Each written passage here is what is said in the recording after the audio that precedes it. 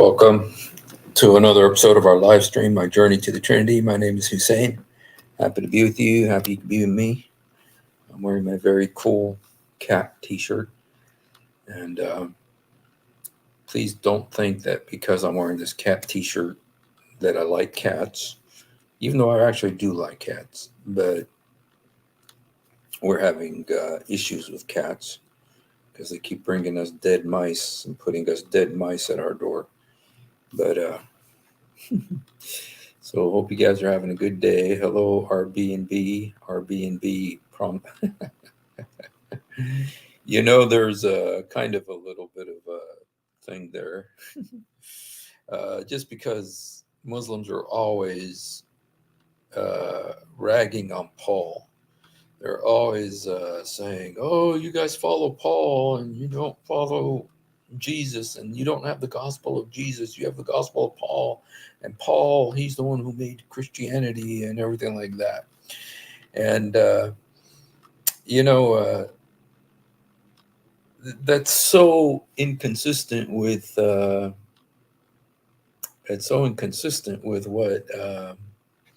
even the Quran says. I believe. Let me just look at this real quickly here.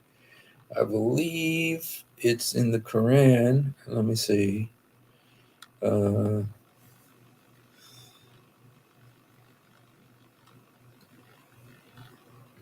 just want to show you something that that is so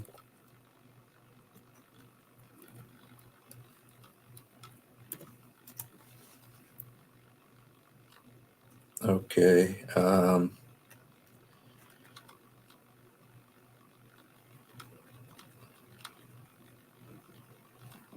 Okay, it's Quran 36:14. It says, we sent them two messengers, but they rejected both. So we reinforced the two with the third. And they declared, we have indeed been sent to you as messengers. And so this is Quran 36:14. And what's interesting is,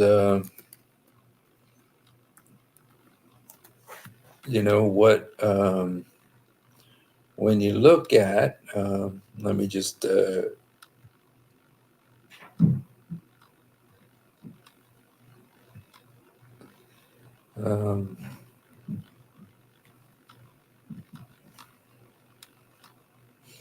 when you look at what the commentaries say about this verse, let's look at what Ibn Kathir says, 36:14, about these three messengers.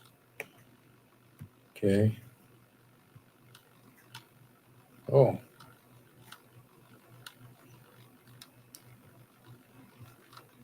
Let me see if he has it.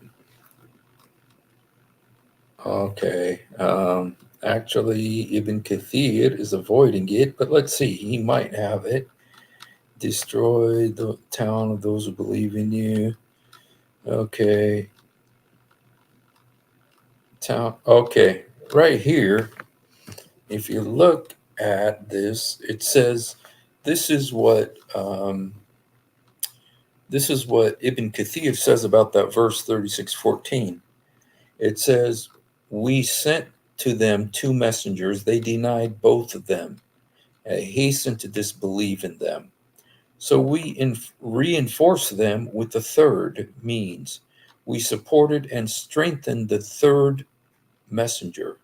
Ibn Jurayj narrated from Wahab bin Sulaiman, the names of the first two were Shamun. Shamun, you guys, for those of you who don't know, I'm sure you know, most of you know, is Simon, which is Peter. And Yohanna is Arabic for John, so it's Peter and John.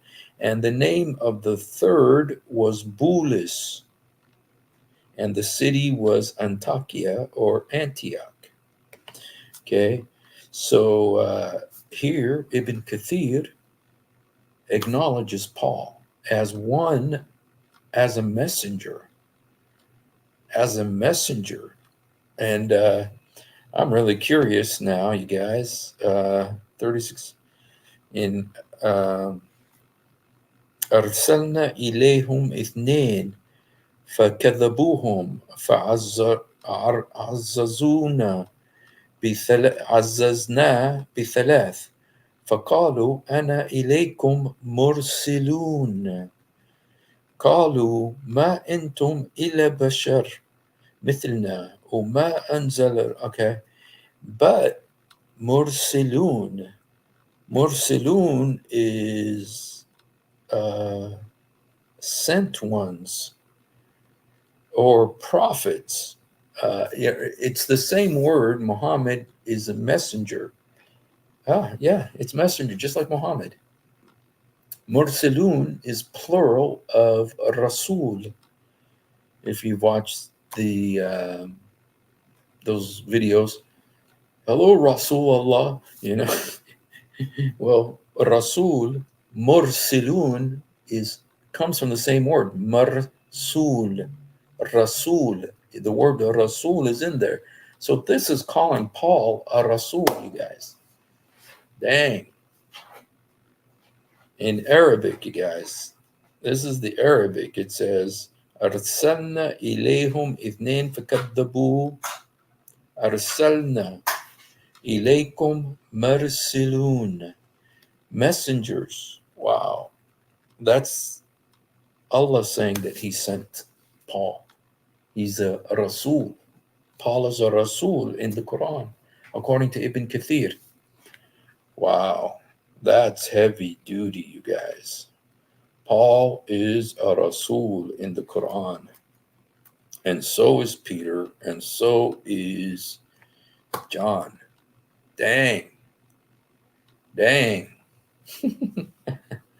Wow. The reason why that's so amazing is because that's what, when they say the Shahada, there's no God but Allah, Muhammad is, they say his messenger, Rasul, Allah, the messenger of Allah. And here it's calling Peter, James, and John Rasuls. Peter, James, and John are Rasuls. Wow. That's dang. And they keep talking against Paul. And yet, Ibn Kathir calls Paul a Rasul. Wow. You guys, that is super heavy duty. I mean, maybe somebody has said this before. I'm sure they have. But that's still heavy duty. Let's see what Al-Jalalain says about it. Okay. It's funny because what's the name of the chapter? Yasin, which is the name of the moon god, but we don't need to talk about that right now. Okay, we sent to them two men. They denied them both. فَأَرْسَلْنَا, the end of the two, substitution, we reinforced them, the two with a third, and they said, we have indeed been sent to you by God. Okay, so Jalalain doesn't give us any new insight. Let's go back and see if Asbab al-Nuzul says anything about it. But the Quran calls them Rasuls. Shoot. Oops, no, 34. Oh, they don't have 34. Asbab. I think a lot of people just figured out, this is trouble, so they're not commenting on it. Okay, is it 34, 14, or 36? I think it's 36. 36, 14.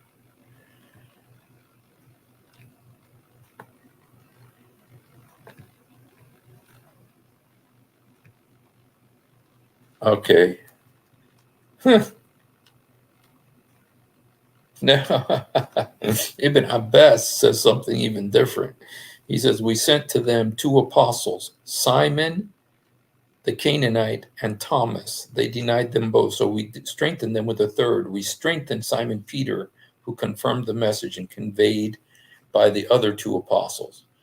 So Ibn Abbas says it's Simon the Canaanite, Thomas, and Peter. So, boy, you guys, these guys are confused, super confused, because, and it's interesting because the Quran says those who believe are not in doubt. Dude, they can't agree who those three are. Interesting. Now, a lot of them do agree. A lot of them do agree that it is. I'm curious what Al-Mawdudi says. Al-Mawdudi is a little bit more modern than the rest of these guys. Let's see what he has to say.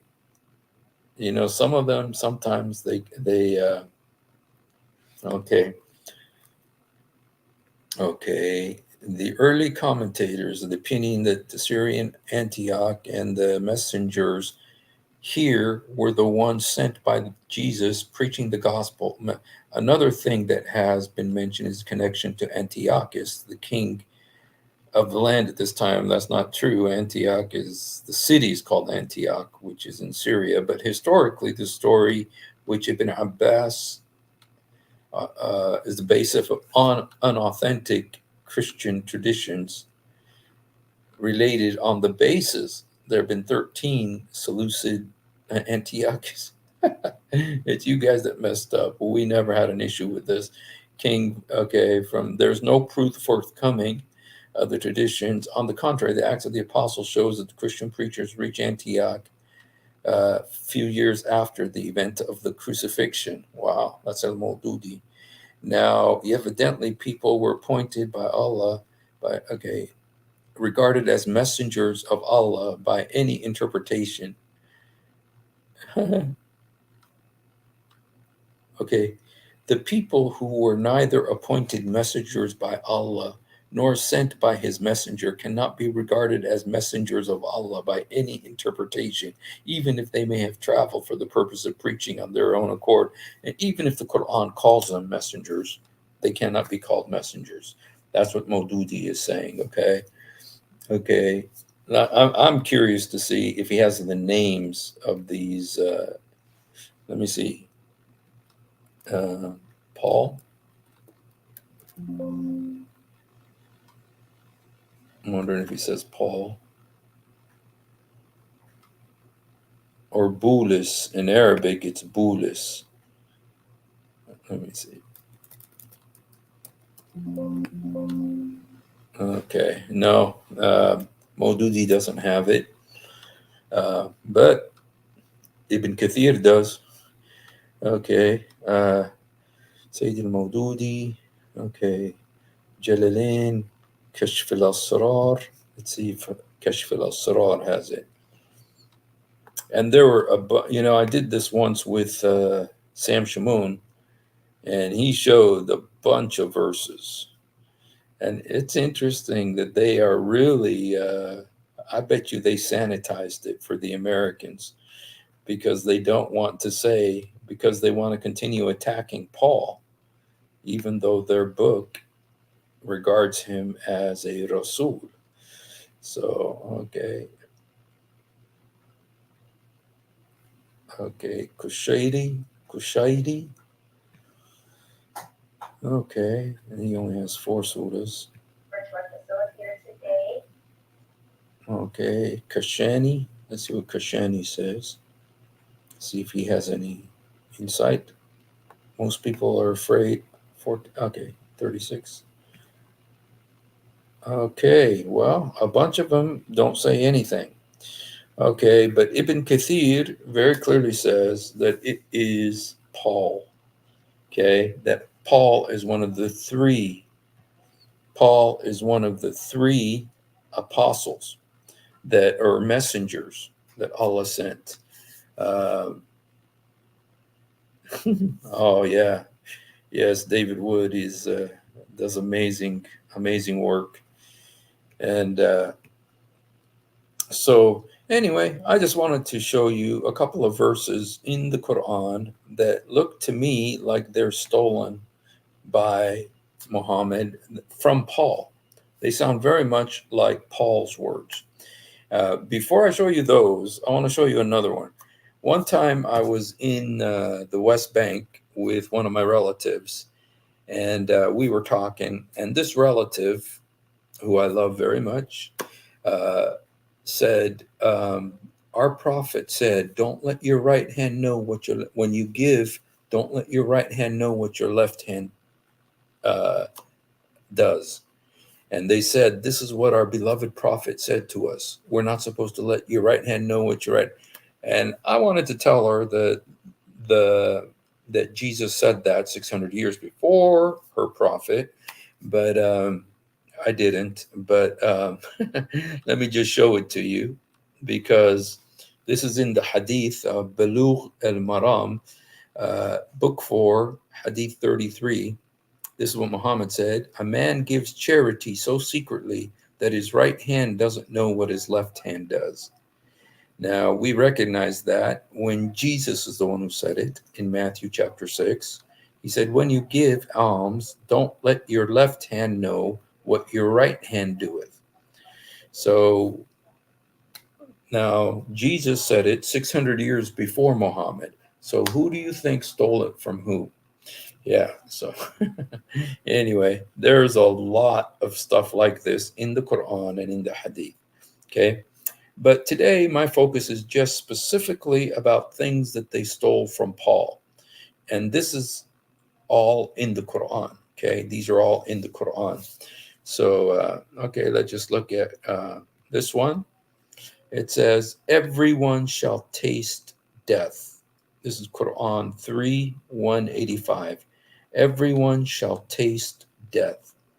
Well, in Hebrews 2:9, written 600 years before the Quran, it says, he tasted death for every man. He tasted death for every man. And so the Quran comes along and says, everyone shall taste death. But the Bible said 600 years earlier, he tasted death for every man. So just the idea of tasting death. Okay, so, okay, and by the way, that's written by Paul in Hebrews 2:9. Okay, here's another one. It says, this is in the Quran, the trumpet will be blown, and all who are in the heavens and all who are on the earth. Okay, this is Quran 39, verse 68. The trumpet will be blown, and all who are in the heavens and all who are on the earth. This is about the day of resurrection. Well, 600 years earlier, the Apostle Paul said, the trumpet will sound, and the dead will be raised unperishable. It's almost identical. The Quran is quoting the Apostle Paul. The Quran is saying exactly what the Apostle Paul said. So, is it a coincidence? Is it a admiration? Is it theft? Is it plagiarism? But it's exactly, and in the Quran, it's talking about the day of resurrection. Let's just look at that verse 39:68, and here, let's look at that verse.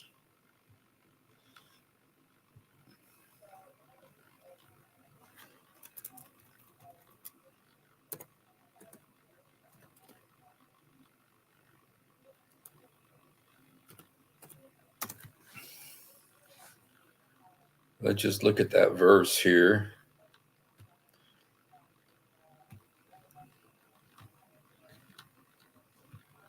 Surah Zumar.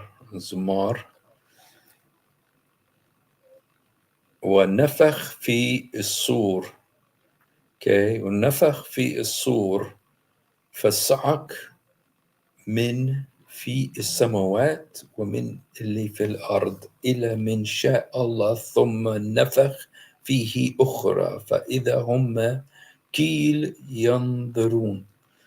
The trumpet will be blown, and all those in the heavens and all those on the earth will fall dead, except Allah wills to spare. Then it will be blown again, and they will rise up at once, looking on in anticipation. Now let's look at what it says. Okay, let's look at what it says in 1 Corinthians 15. Let's read the whole verse there. Okay, 1 Corinthians 15.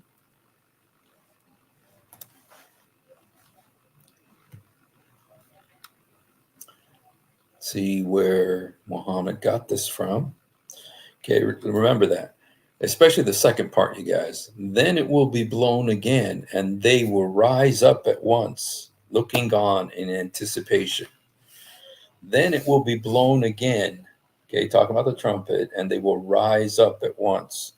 So let's look at what the Bible says here, because there's actually two passages that this could be stolen from. And okay, 1 Corinthians 15. You got to go down to verse 50. Okay. In a moment, in the twinkling of an eye, this corrupt. Okay, first, verse 52. In a moment, in the twinkling of an eye, at the last trump, the trumpet shall sound, and the dead shall be raised incorruptible, and we shall all be changed. That's the Apostle Paul, you guys. The Quran is quoting the Apostle Paul. Okay, so there's a trumpet and the resurrection. Okay, it's exactly what the Quran is saying.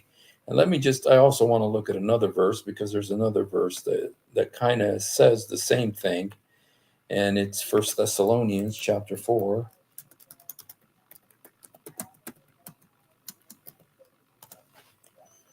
Okay, 1 Thessalonians 4. And, okay. For this we say by the word of the Lord, that we which are alive and remain until the coming of the Lord shall not prevent them which are asleep. For the Lord himself shall descend from heaven with a shout, with the voice of the archangel, and the trumpet of God, and the dead in Christ shall rise first. Then we which are alive and remain shall be caught up together with them in the clouds to meet the Lord in the air. So anyway, it looks like Muhammad was kind of taking a little bit from here, a little bit from there, but this idea of the trumpet blowing and announcing the resurrection, which Muhammad put in the Quran. This was in the Bible long before it was in the Quran. Okay, and so very important passages here that, Muslims are always ragging on Paul. I'm sorry, guys. I don't want to be a dog. I don't want to be mean, but they are. Almost every time I talk to somebody, they go on, oh, the Bible was by Paul, Christianity is Paul, and everything like that. They're really ragging on Paul when the Quran calls him a Rasul, calls him one of Allah's messengers. And so, according to Ibn Kathir, okay? And so, so anyway, this is, and yet the Quran is quoting Paul. The Quran is quoting Paul. Okay. Houston says the Quran quotes Handel's Messiah. Can you tell us exactly where it does that? Or haram. That's true. You're right. You're absolutely right. It talks about, let me see if the trumpet is haram in the Quran. Okay.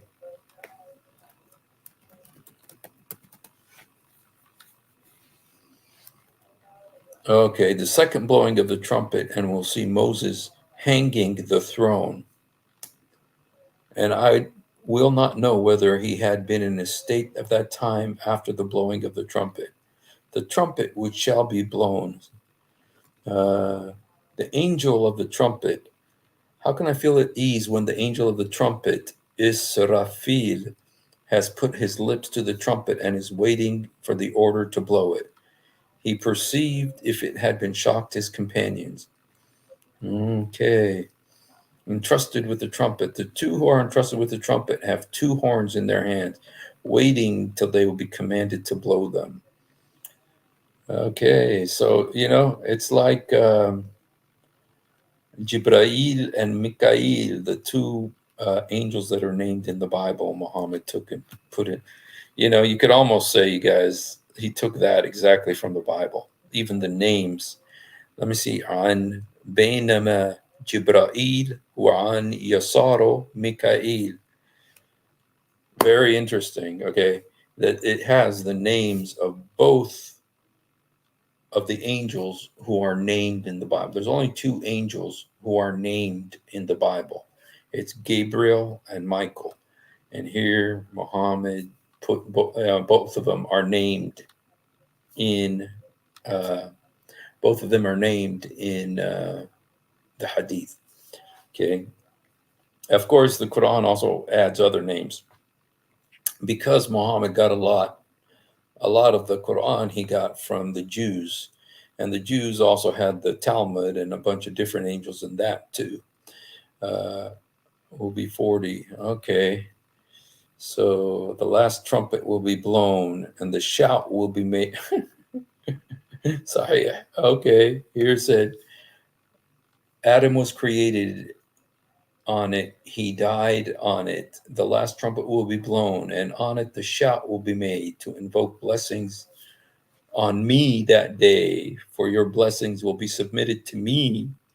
Really? So the blessings will be submitted to Muhammad. And the people ask, Messenger of Allah, how can it be that our blessings will be submitted to you while your body is decayed? He replied, the Exalted has prohibited the earth from consuming the bodies of the prophets. Well, in Muhammad's case, he didn't have to wait for the earth to consume it because it started being consumed before it was put in the earth. So this is wow. I gotta do a screenshot of this, man. So all your blessings are going to be submitted to Muhammad? Really? So he's going to get all the blessings? Shoot.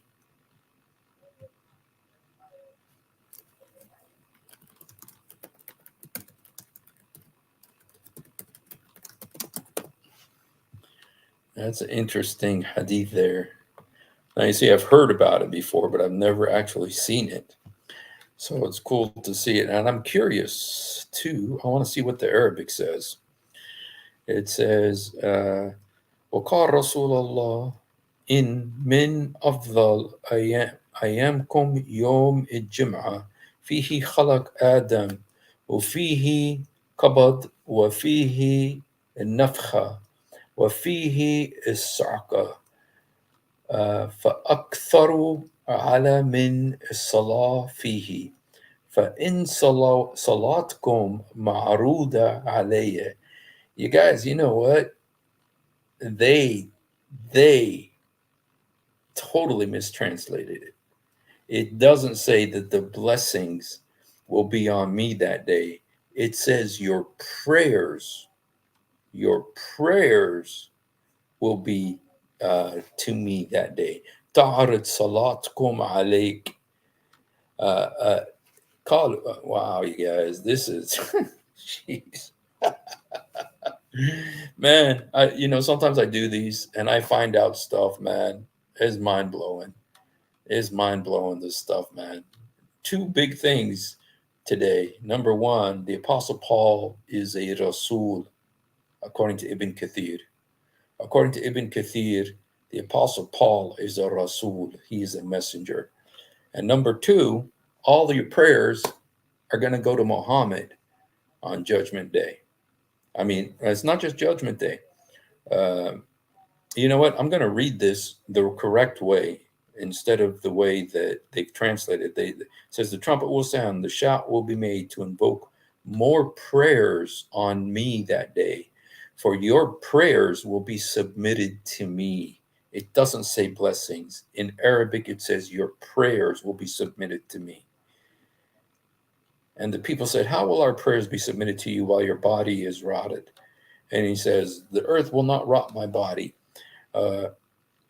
كيف صلاتكم معروضة عليه قالوا يا رسول وكيف تعرض صلاتنا عليك وقد أرمت يقولون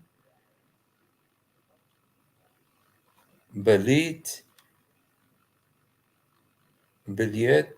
فقال إن الله عز وجل حرم على الأرض أجساد الأنبياء. So they're saying, how can our prayers, salatna? Wow, you guys, this is shoot. You know, they totally mistranslate this. They totally mistranslate this. It is prayers. Your prayers are going to be given to Muhammad. How the heck is that going to happen? If there's a Muslim on here who come explain this to us, I'm really wanting to know. How the heck are your prayers going to be submitted to Muhammad? What is he? How many millions of Muslims are there in the world? You know, 1.2 million, 1.2 billion Muslims in the world. There's 1.2 billion Muslims in the world, or I don't know, maybe 1.3 billion Muslims in the world, and all their prayers are being submitted to Muhammad. That's what Muhammad said. What the heck does that mean? Who knows? If anybody understands, please help me, because I'm in the dark about this one. Shoot. Oh, shoot.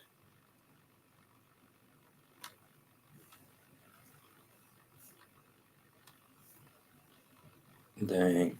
فأكثر منهم الصلاة فيه فإن صلاتكم معروضة علي. Salatkum, again, Muhammad saying your prayers are, and you guys, these are not weak hadiths, okay? These are not weak hadiths. This is sahih.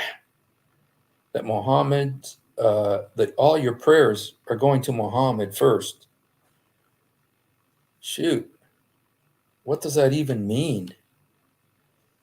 Now we know when Jesus says, you know, that we can ask him because he's God. But is Muhammad God? To where people's prayers are going to be to him?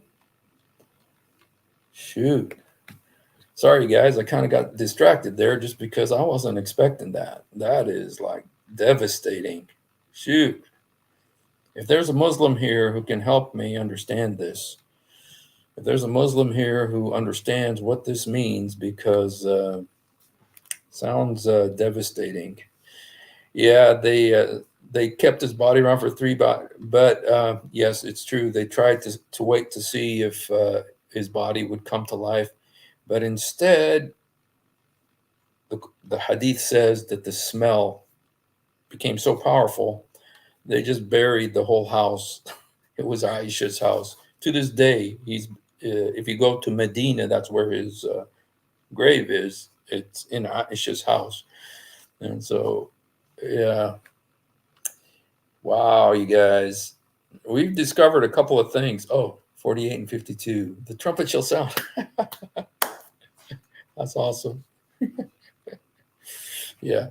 But I just got to be honest here. You got to know that Handel took it from the Bible, right? Yeah, so Handel took it from the Bible. So wow. Yeah. One of the many false prophecies in the Quran. But that, you thank you, Houston. That word salat is a magic word that the meaning changes depending on who they're trying to deceive. Because, like it says, Allah prays. Here it says that the prayers are going to be directed to Muhammad. Ma'aruda alayya. Keep the salat ma'arud ala Muhammad. How are prayers directed to Muhammad? Dude, that just blows my mind, because how many billions of, there's not billions, but, millions of Muslims, and all their prayers have to go to Muhammad,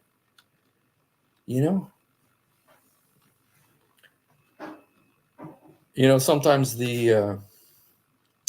now, yeah, when Jesus said, that we pray to him,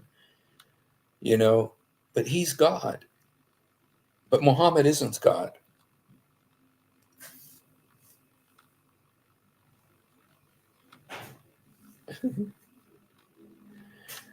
No, I mean when salat, Allah, it means prayers.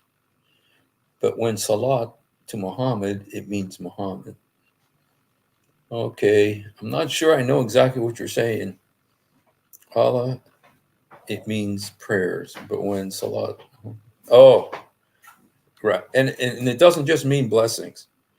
I had a whole list of everything that it means. It means mercy. It means rahmah. It means barakat. It means they change it to so many different things because they understand that they got a big headache.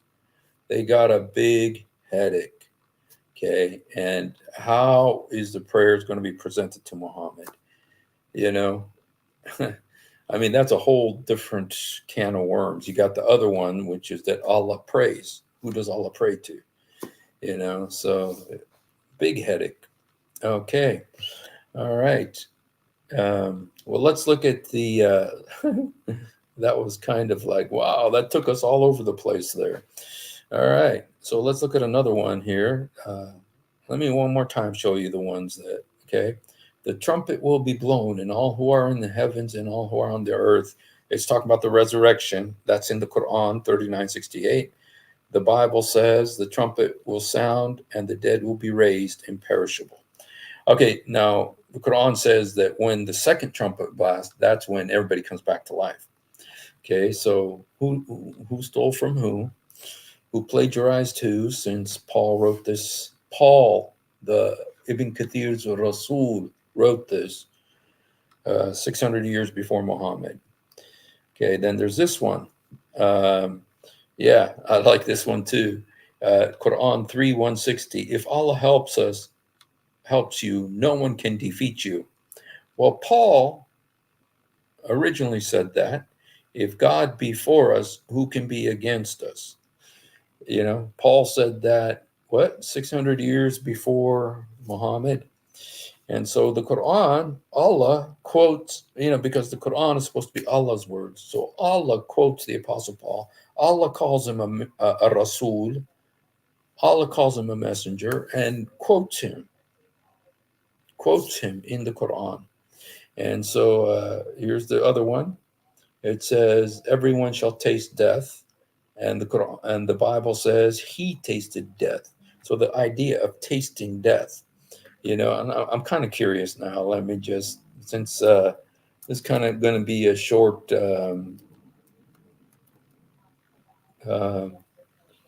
what's it called? Bible. Huh? What's the name of that? What's the name of that program I like? Bible. Shoot, I forgot what it's called. Bible. What is it called, you guys? Bible. Blue Letter Bible. Blue Letter Bible. I'm just kind of curious about the idea of tasting death. Taste death. Okay, but now we see Jesus. Okay, the whole idea of tasting death. The Quran, I mean, Muhammad, it's in the Quran. They took it, but where did they take it from? Let's look here in the Bible and the concept of tasting death. It says, but now we see Jesus, who's made a little lower than the angels for the suffering of death, crowned with glory and honor, that he, by the grace of God, should taste death for every man. Jesus said to his disciples in Matthew 16, there be some of you standing here which shall not taste of death till they see the Son of Man coming in glory. Okay. And that the same, Jesus said the same thing in Mark, shall not taste of death. And in Luke, which shall not taste of death. And then Jesus says in John 8:52, he says, when the Jews said unto him, we know that thou hast the devil. Abraham is dead and the prophets, And thou sayest, if a man keep my saying, he shall never taste of death. So the Jews also used that phrase, taste of death. So it must have been a Jewish concept. And we know that Muhammad interacted with the Jews and took so much from them. And here we see this, that the Jews here are using that phrase, taste of death. So, okay, so that is a phrase that is used in the Bible many times. And Muhammad took it. And how many, let me just, okay, most of them are in the gospel of, they're Matthew, Mark, Luke, and John. They're in all four gospels, okay? But the Apostle Paul uses it in the book of Hebrews. And so that's my focus. Muhammad or Allah quotes the Rasul Paul, okay? And he uses the same words that Paul used. Okay, let me just show you one more time. Okay, the trumpet will be blown, and all who are in the heavens and all who are on the earth, are going to come back to life. This Quran 39:68. That is from 1 Corinthians 15:52. The trumpet will sound, and the dead will be raised imperishable. So the Quran quoting the Apostle Paul. If Allah helps you, no one can defeat you. That's Allah quoting the Apostle Paul, who said, if God be for you, who can be against you? Romans 8:31, 800 years or 500 years, 600 years before the Quran. And then everyone shall taste death, Quran 3:185. He tasted death for every man in Hebrews 2:9. So the Quran quotes the Apostle Paul, okay, many times. And so I did want to see that verse in the Quran. Everyone shall taste death. Okay, 3:160. Let's just look at 3:160. I'm just kind of curious what it says, exactly how it says it. Okay, 3:160.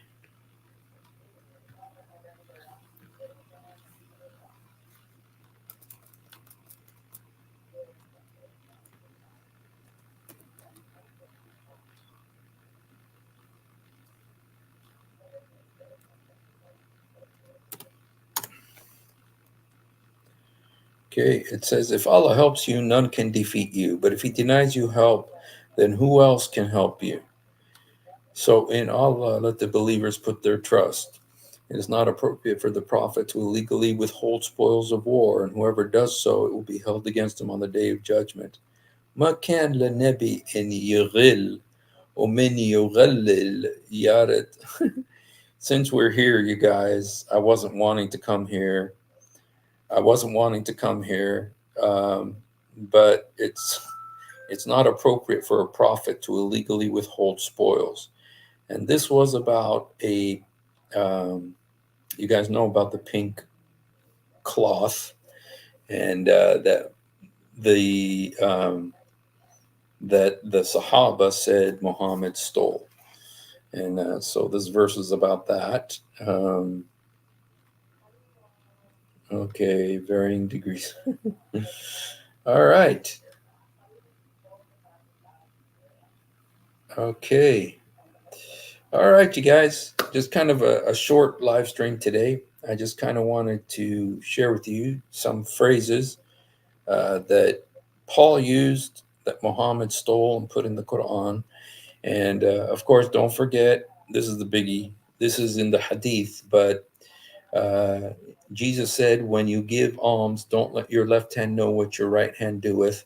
And in the Hadith, Muhammad said, a man gives charity so secretly that his right hand doesn't know what his left hand does.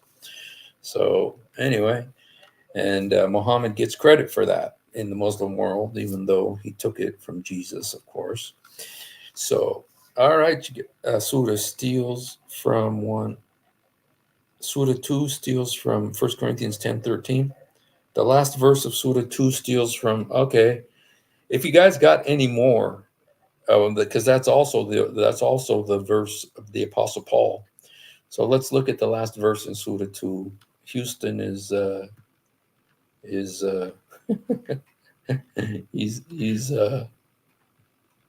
okay. Let's look at the last verse of Surah 2.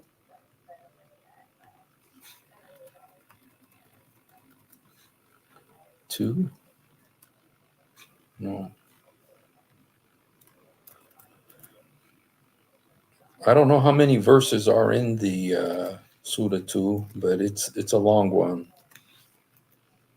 Okay, now see, we have to go all the way to the end. It's gonna take a half hour. This is the longest surah in the Quran.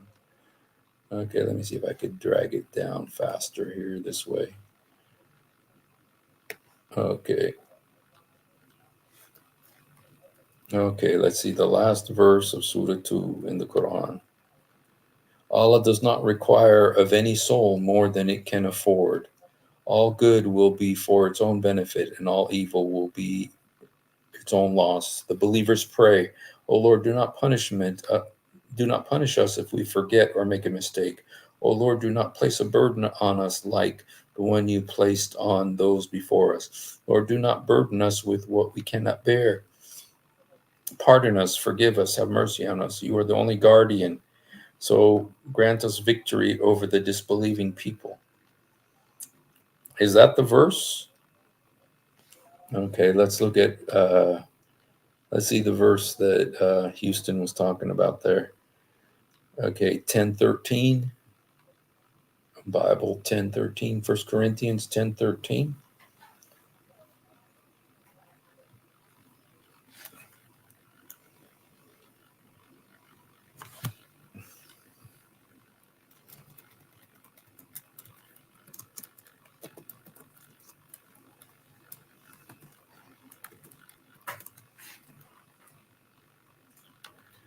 And no temptation is overtaking except what is common to mankind. God is faithful. He'll not let you be tempted beyond what you can bear.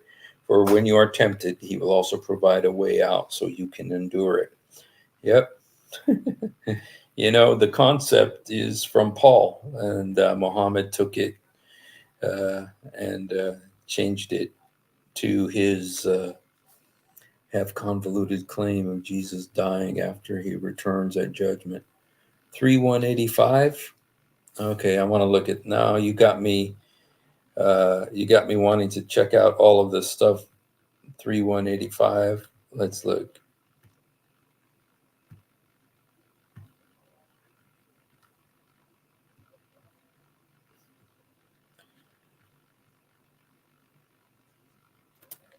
Three, 185.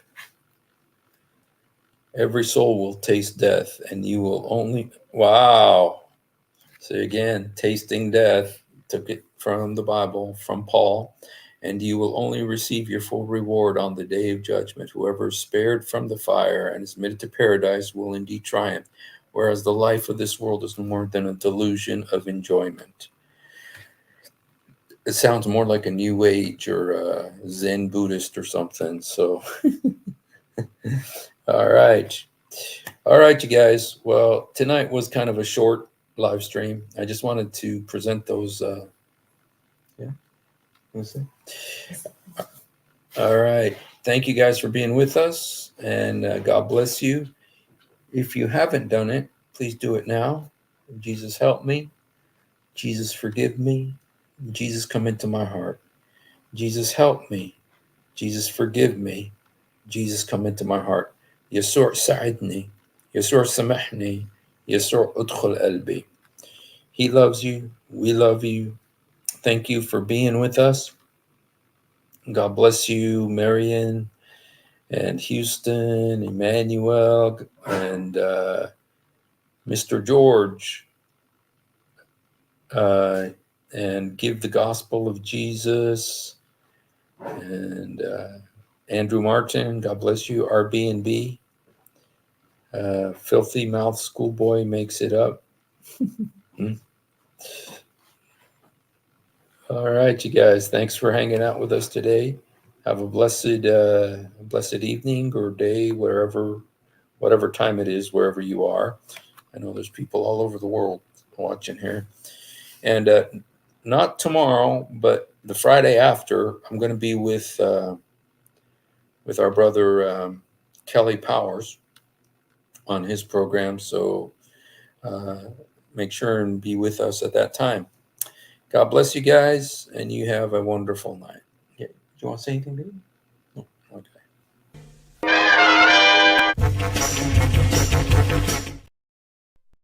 If you've ever wondered why dull apologists lie so much, it's because on the rare occasion that they tell the truth, this happens. One of the reasons I accepted Islam was the scientific miracles.